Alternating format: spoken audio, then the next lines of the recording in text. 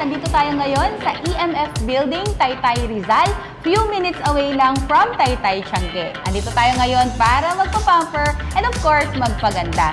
Dahil nga malapit na ang Christmas bonus at malalapit na rin ang Pasko, we deserve some makeover. At kasama ko ngayon si Bay. Hi ka naman sa kanila. Hi, Rizalenia! Ayan, so si Bay po ang ating marketing assistant at nandito tayo para i-treat na rin siya. Ayan, dahil nga syempre part ng bonus niya yung hair color. Ayan. So ano bang na-feel mo ngayon, Bay?